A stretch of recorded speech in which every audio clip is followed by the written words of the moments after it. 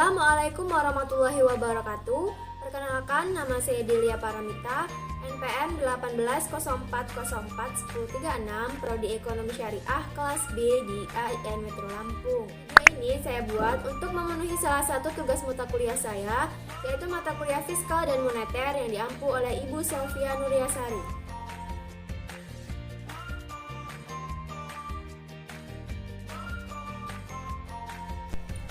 Dalam video ini saya akan membahas sebuah materi tentang prinsip hukum dan moral Islam dalam keuangan Islam serta implikasinya dalam aktivitas ekonomi dan keuangan. Ada 3 materi pokok yang akan saya bahas dalam video ini. Yang pertama yaitu tentang prinsip hukum dalam keuangan Islam, yang kedua tentang moral Islam dalam keuangan Islam, dan yang ketiga yaitu tentang implikasi prinsip hukum dan moral Islam dalam aktivitas ekonomi dan keuangan.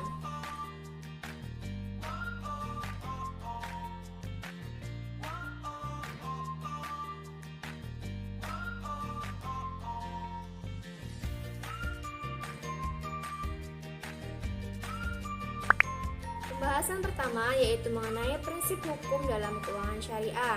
Keuangan syariah adalah sistem keuangan yang didasarkan pada syariah atau bangunan hukum Islam. Syariah yang berarti jalan menuju sumber air, dipenuhi dengan tujuan moral dan pelajaran tentang kebenaran. Karena itu, syariah lebih dari sekedar seperangkat aturan-aturan hukum. Sejatinya, syariah mewakili gagasan bahwa semua manusia dan pemerintah tunduk pada keadilan di bawah hukum. Ada perbedaan antara keuangan syariah dengan keuangan konvensional. Nah, keuangan syariah memiliki suatu persyaratan utama bahwa setiap transaksi keuangan harus sesuai dengan ketentuan syariah. Untuk dapat menjamin kepatuhan terhadap ketentuan syariah, ada beberapa prinsip yang harus diikuti.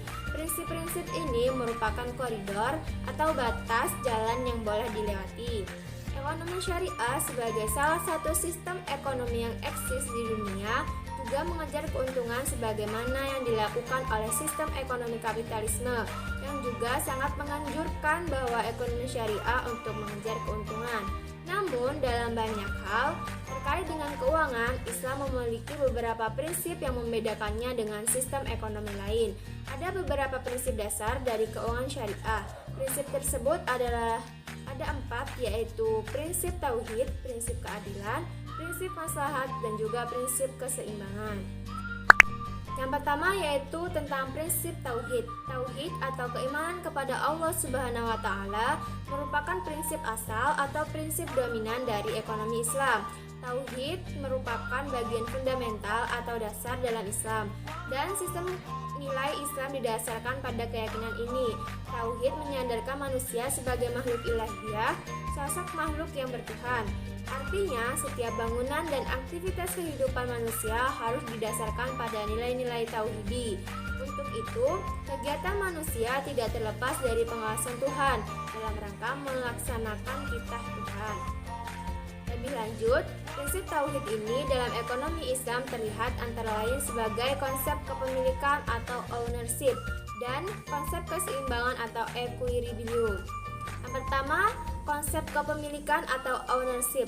Dalam ekonomi Islam terletak pada pemanfaatannya, bukan menguasai secara mutlak terhadap sumber-sumber ekonomi. Dalam Islam, pemilik utama atau pemilik mutlak sumber-sumber ekonomi adalah hanya Allah semesta. Sementara itu, konsep keseimbangan terlihat dalam berbagai aspek dan perilaku ekonomi, misalnya seperti kesederhanaan, berhemat, dan menjauhi pemborosan. Terakhir, dalam kaitannya dengan keuangan Islam, maka prinsip tauhid ini menuntut dan menuntun perilaku bisnis dan keuangan syariah dalam beraktivitas ekonomi itu selalu mengaitkan dengan kebenaran yang bersumber dari Allah Subhanahu wa taala. Dengan prinsip ini, terciptanya keyakinan yang kuat pada tuntunan Tuhan yang Maha Esa, yaitu ya Allah Subhanahu wa taala. Prinsip yang kedua yaitu prinsip keadilan. Kata adil berasal dari bahasa Arab yaitu adl, yang secara harfiah bermakna sama. Dengan demikian, seseorang disebut berlaku adil apabila ia tidak berat sebelah dalam menilai sesuatu. kecuali berpihaknya kepada siapa saja yang benar sehingga ia tidak akan berlaku semena-mena. Prinsip keadilan adalah suatu prinsip yang sangat penting dalam mekanisme perekonomian Islam. Sikap adil dalam ekonomi tidak hanya didasarkan pada ayat-ayat Al-Quran dan Sunnah, tetapi juga berdasarkan pada pertimbangan hukum alam. Alam ini diciptakan berdasarkan atas prinsip keseimbangan dan keadilan. Adil dalam keuangan Islam bisa diterapkan dalam penentuan harga, kualitas produksi, perlakuan terhadap pekerja, dan dampak yang timbul dari berbagai kebijakan ekonomi yang dikeluarkan. Yang ketiga yaitu prinsip al-maslahat. Prinsip al-maslahah atau kemaslahatan adalah tujuan pembentukan hukum Islam, yaitu mendapatkan kebahagiaan di dunia dan akhirat dengan cara mengambil manfaat dan menolak kemudaratan. Prinsip kemaslahatan memiliki 3 sifat. Yang pertama yaitu daruriyat, adalah sesuatu yang harus ada demi tegaknya kebaikan di dunia dan akhirat, dan apabila tidak ada maka kebaikan akan sirna. Sesuatu tersebut terkumpul dalam maqasid syariah, yaitu memelihara agama, jiwa, keturunan, kekayaan, dan akal. Kemudian sifat yang kedua yaitu hajiyat, adalah sesuatu yang dibutuhkan masyarakat untuk menghilangkan kesulitan. Tetapi tidak adanya hajiyat tidak menyebabkan rusaknya kehidupan. Pada bidang muamalah, prinsip ini seperti jual beli saham, murabahah, dan istisna. Kemudian sifat yang ketiga yaitu tahsiniyat, adalah mempergunakan sesuatu yang layak yang dibenarkan oleh adat kebiasaan yang baik. Pada bidang muamalah seperti larangan menjual barang najis, hukum Islam menyempurnakan hajiyat dengan akhlak yang mulia yang merupakan bagian dari tujuan hukum Islam. Sesuatu dianggap maslahat apabila terpenuhi, dan apabila kemaslahatan itu dikatakan sebagai prinsip keuangan atau ekonomi, maka semua kegiatannya harus memberikan kemaslahatan, kebaikan bagi kehidupan manusia, perorangan, kelompok, dan komunitas yang lebih luas termasuk lingkungan. Kemudian prinsip yang selanjutnya yaitu prinsip keseimbangan. Syariat Islam mengakui hak-hak pribadi dengan batas-batas tertentu. Hukum Islam menentukan keseimbangan kepentingan individu dan kepentingan masyarakat. Prinsip keseimbangan dalam ekonomi syariah mencakup berbagai aspek keseimbangan, antara lain keseimbangan antara sektor keuangan dan sektor real, risiko dan keuntungan bisnis dan kemanusiaan, serta pemanfaatan dan pelestarian sumber daya alam. Sasaran dalam pembangunan ekonomi syariah tidak hanya didasarkan pada pengembangan sektor-sektor koperasi saja, namun juga pengembangan sektor usaha kecil dan mikro yang tidak jarang luput dari upaya-upaya pengembangan sektor ekonomi secara keseluruhan. Pembahasan selanjutnya yaitu mengenai moral Islam dalam keuangan Islam. Pada dasarnya, moral dalam Islam tidak lepas dari suatu nilai, norma, dan etika yang ada dalam ekonomi Islam. Ada beberapa prinsip moral Islam dalam perekonomian, yaitu yang pertama prinsip tauhid atau ketuhanan, prinsip etika, dan prinsip kemanusiaan. Baiklah, yang pertama yaitu tentang prinsip-prinsip moral Islam. Prinsip tauhid atau ketuhanan. Ekonomi Islam adalah ekonomi yang berdasarkan ketuhanan atau tauhid, bertitik tolak dari Allah, berjalan dengan menggunakan sarana di atas syariat Allah, dan bertujuan akhir kepada Allah. Prinsip tauhid yang menghasilkan keyakinan persatuan dunia dan akhirat mengantarkan seseorang pengusaha untuk tidak hanya mengejar keuntungan material semata, tetapi yang lebih penting adalah keuntungan yang kekal dan abadi dan diridhoi Allah Subhanahu wa Ta'ala.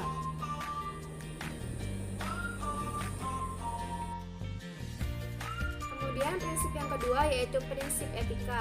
Yang membedakan Islam dengan materialisme ialah bahwa Islam tidak pernah memisahkan antara ekonomi dengan etika, sebagaimana tidak pernah memisahkan ilmu dengan nilai, politik dengan etika, perang dengan etika, dan seterusnya. Islam adalah risalah yang diturunkan Allah Subhanahu wa Ta'ala melalui Rasulnya untuk membenahi akhlak manusia, khususnya dalam perekonomian. Islam juga membedakan dengan konsep kapitalisme yang memisahkan akhlak dengan ekonomi. Kebebasan dalam berekonomi yang mengantarkan manusia untuk mencari keuntungan bukanlah menginvestasikan modalnya atau membelanjakan hartanya. Kebebasan bagi muslim harus mengantarkan pada keyakinan bahwa Allah Subhanahu wa Ta'ala memiliki kebebasan mutlak. Namun, dia juga menganugerahkan kepada manusia kebebasan untuk memilih dua jalan yang terbentang di hadapannya, yaitu jalan yang dipilih jalan baik atau buruk.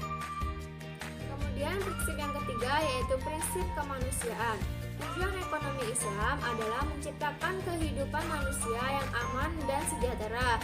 Yang dimaksud manusia di sini ialah semua golongan manusia, baik manusia yang berasa sehat atau sakit, kuat atau lemah, susah atau senang, sebagai individu atau sebagai anggota masyarakat.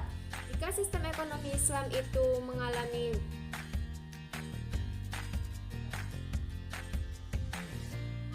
Jika sistem ekonomi Islam itu bersandarkan pada nas Al-Quran dan As-Sunnah, maka manusia berperan sebagai yang diserukan dalam nas itu. Manusialah yang memahami nas, menafsirkan, menyimpulkan, dan memindahkannya dari teori untuk diaplikasikan dalam praktek ekonomi. Dalam ekonomi, manusia adalah tujuan dan pelaku. Manusia diwajibkan menunaikan tugas terhadap Tuhannya, dirinya, keluarganya, umatnya, dan seluruh umat manusia. Kemudian tentang moral Islam. Moral Islam dalam keuangan syariah menyangkut keyakinan pada tuntunan ilahi. Dalam kenyataannya, manusia memang memerlukan tuntunan ilahi karena manusia itu mempunyai keterbatasan dan tidak memiliki kekuatan sendiri untuk mencapai kebenaran. Manusia bukan sekedar tidak sempurna, melainkan juga memiliki rasio yang sering dikacaukan oleh hawa nafsunya sendiri. Setiap muslim harus memiliki keyakinan yang kuat bahwa perintah-perintah Allah yang disampaikannya melalui Nabi Muhammad SAW itu haruslah diikuti, tidak saja secara harfiah, tetapi juga harus secara substansial. Kalau dalam sistem keuangan konvensional, antara urusan agama dengan urusan pemerintah dijadikan terpisah dan tidak saling tergantung. Memang berbeda dengan sistem keuangan syariah yang memandang semua aspek kehidupan, termasuk dalam kegiatan keuangan, harus ada dalam suatu totalitas kehidupan. Sehingga segala tindakan dan perbuatan manusia, termasuk perbuatan dalam bidang keuangan, akan terkontrol dengan baik oleh suprimasi kekuasaan dalam kehidupan dunia ini, yang nanti akan berlanjut dengan kehidupan yang kekal di akhirat. Apakah perbuatan seseorang itu sudah benar atau salah, itu akan dipertanggungjawabkan nantinya di hadapan pengadilan Allah di hari kiamat nanti. Kaitannya dengan moral, dalam sistem keuangan Islam biasanya tidak mengandung unsur-unsur seperti di bawah ini. Tidak adanya bunga, maksudnya tidak boleh menerima bunga dari suatu pinjaman atau diminta membayar bunga atas suatu pinjaman. Untuk membiayai operasionalnya, Bank Syariah mengenakan bagi hasil kepada nasabahnya yang mengambil pembiayaan. Begitu juga kepada nasabah yang menyimpan dana di Bank Syariah, maka Bank Syariah akan mengenakan bagi hasil dari dana yang dititipkannya di Syariah. Yang kedua yaitu tidak ada investasi yang haram. Dana-dana yang dikeluarkan dari Bank Syariah tidak boleh digunakan untuk investasi yang diharamkan oleh syariah. Yang kedua yaitu tidak ada investasi haram.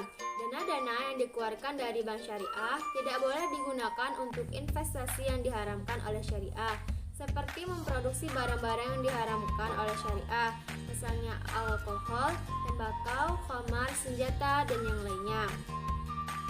Selanjutnya, pembiayaan didasarkan pada aset real. Dalam praktek keuangan syariah sudah menjadi keharusan bahwa pembiayaan syariah itu harus didasarkan pada aset real.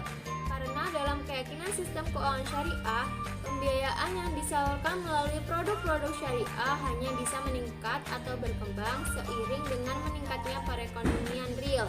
Dan dengan demikian juga sekaligus membantu menangkal spekulasi dan ekspansi kredit yang berlebihan. Selanjutnya mengenai penyusunan laporan keuangan, moral etika dalam penyusunan laporan keuangan tidak boleh hanya bertujuan untuk memberikan keuntungan bagi pihak internal saja, tetapi juga harus memberikan keuntungan bagi pihak eksternal. Hal ini bertujuan agar kualitas laporan keuangan meningkat, sehingga informasi yang disajikan tidak merugikan pihak manapun. Pembahasan yang ketiga yaitu tentang Implikasi prinsip hukum dan moral Islam dalam aktivitas ekonomi dan keuangan Islam.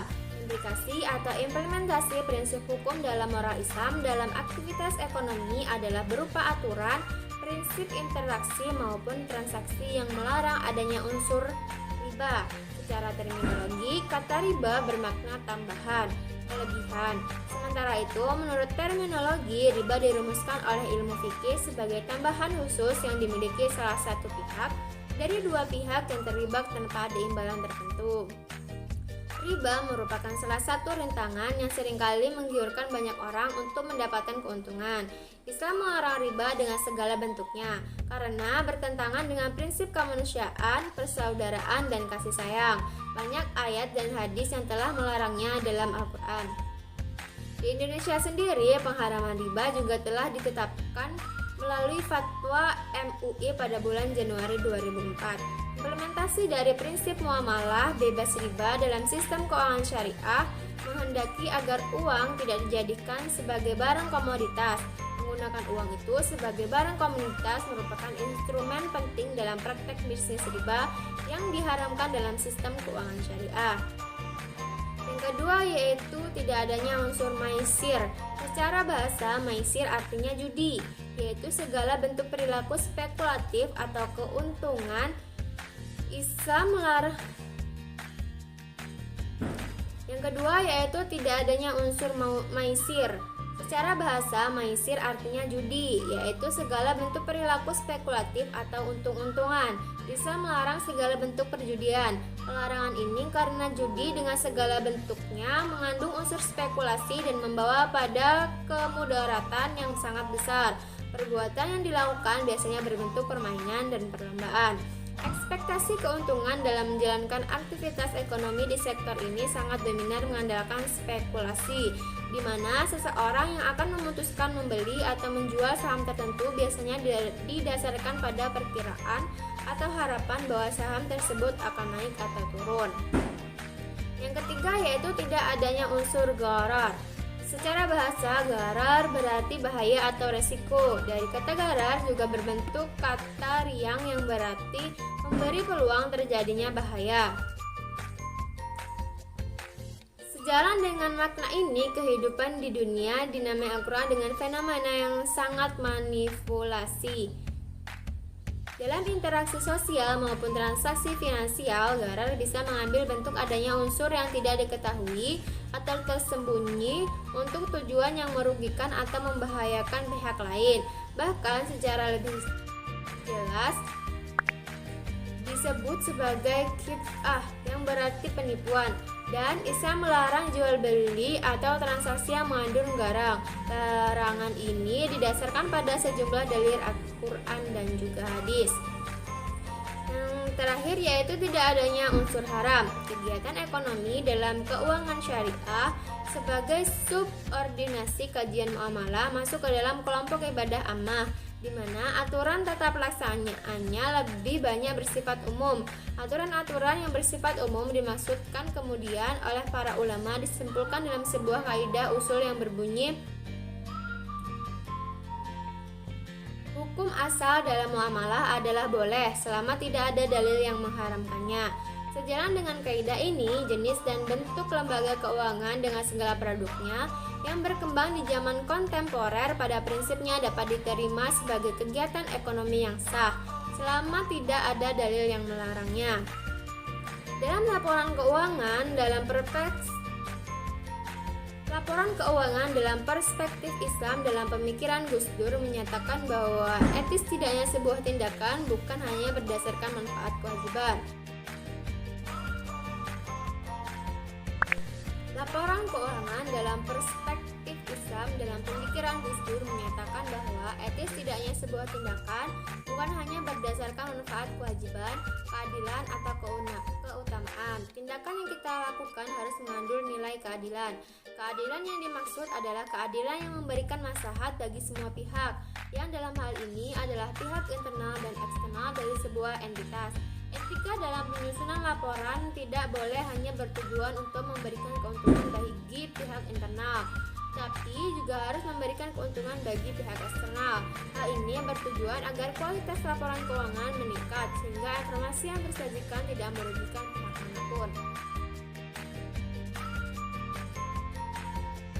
Baik, itu tadi beberapa materi yang dapat saya sampaikan. Semoga dapat memberi manfaat bagi kita semua. Saya akhiri, wassalamualaikum warahmatullahi wabarakatuh.